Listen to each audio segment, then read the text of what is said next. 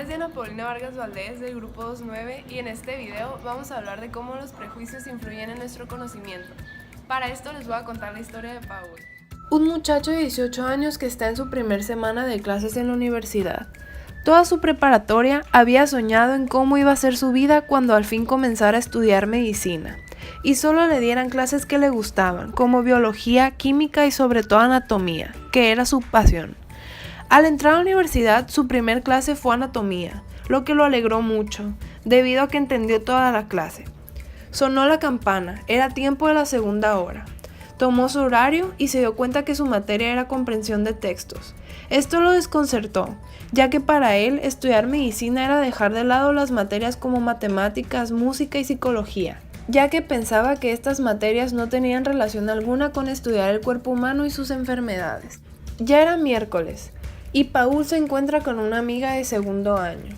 Platicando con ella, le pregunta que si cómo se organizaba en primero para estudiar, a lo que ella le contesta que se enfocaba más en materias importantes como anatomía, bioquímica e histología, y que dejaba para el final las materias de relleno, como comprensión, inglés, ética y comunicación. Para él, las materias de relleno no eran necesarias en medicina, por lo que decide tomar el consejo y concentrarse solo en las materias importantes. Llega el fin del semestre, es hora de la entrega de calificaciones. Paul se alegra mucho de ver que le fue muy bien en sus materias importantes, pero su promedio estaba muy bajo, y era porque había reprobado las clases que tomaba como materias de relleno.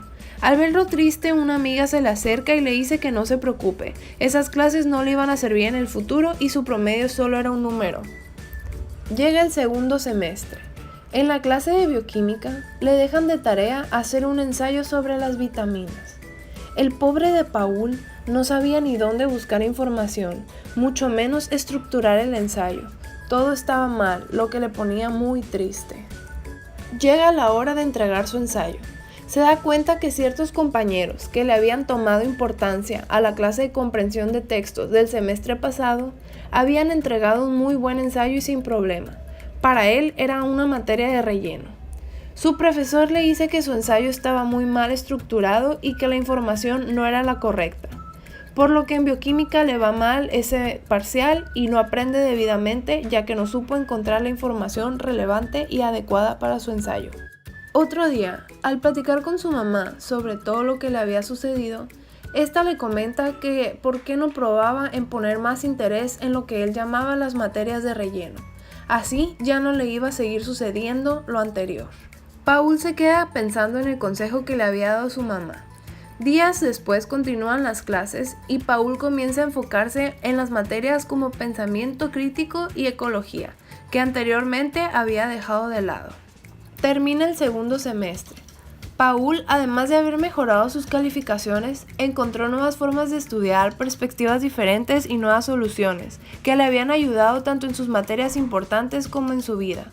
Se dio cuenta sobre el gran prejuicio que tenía sobre estudiar medicina, pensando en que solo tenían importancia las materias más relacionadas con el estudio del cuerpo humano y no las que le ayudarían como por ejemplo a resolver problemas y encontrar fácilmente información.